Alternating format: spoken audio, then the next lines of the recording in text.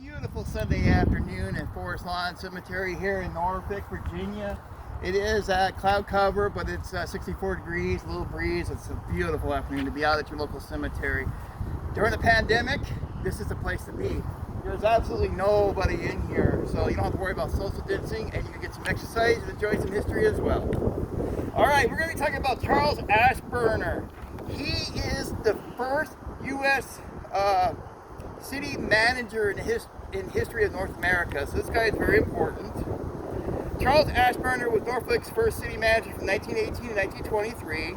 He was also the first city manager in the United States. Ashburner pioneered the field of city management and distinguished himself in development of his new profession to which thousands of Americans are now devoting their attention to. He was the first person to complete a divorce of city operations from politics. Throughout his long career, he avoided all opportunities to become a candidate for elective office. His principal achievement in the cities whose operations he managed lay in development of their physical facilities and elimination of favoritism in these developments. He laid down for those who were to follow him in developing city management into an important profession with certain well-defined principles, which in some measure served to revolutionize the methods of city operations throughout the United States. He was born in India, May 9, 1870. His basic education was at Cheltenham College in England. He received private instruction from tutors in France. Later going to Heidelberg University in Germany, he received a degree in civil engineering. Because of his limited opportunity in a native land, he decided to come to the United States and try to practice his profession. He arrived here February 22nd, 1889, and immediately came to Virginia, where he held a minor position in river and harbor work. In 1890, he was employed as an engineer in charge of development at Ginter Park, one of the principal real estate developments in what was in the northern outskirts of Richmond, and what is now the largest subdivisions in that city. He was later employed in other development work in the construction of Jefferson Hotel in Richmond. That's a very famous hotel. It's kind of like on the scale of the Monticello Hotel here in Norfolk. In 1896, he entered the contracting business for himself, but remained for a year. In 1897, he went to New York to work for a large building contractor and stayed 2 years, then going to the West Indies in charge of surveys and laying out electric, railroads, and harbor developments. In 1901, he came back and was an engineer for the Chesapeake and Ohio Railway.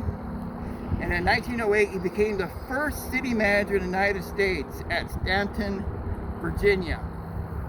He remained at the post for 3 years, and in July 1911, he became associated with the American Railways of Philadelphia as special engineer.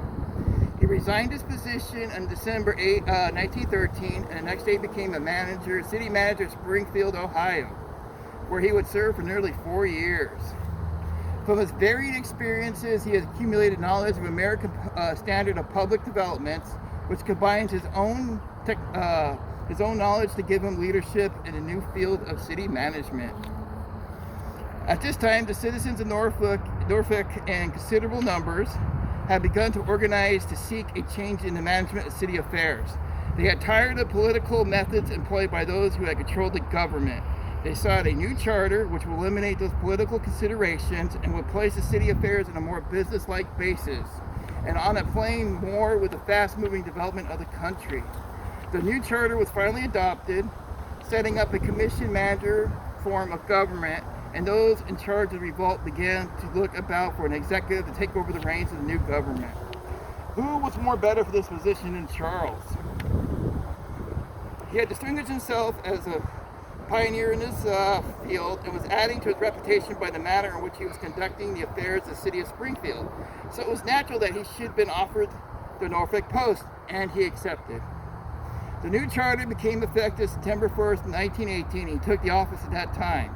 He changed the way the Norfolk city government and the manner in which its departments function. The period of Mr. Ashburner's term of office in Norfolk was a period of its wildest expansion of streets and other physical resources.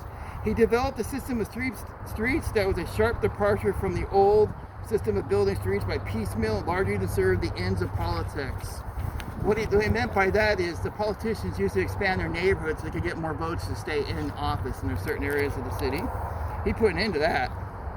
In 1923, he received an offer to become the city manager of Stockton, California. He resigned his Norfolk position to take the post at a considerable advance in salary he received here almost 3 times. In 1931, he was failing in health and moved back to Norfolk. He always considered this home, where he died at St. Vincent's Hospital October 26, 1932. He was a pioneer in city management, and he was the first in North America, and we are here to honor him for that today. All right, guys, enjoy your weekend. Take care, and we'll see you later.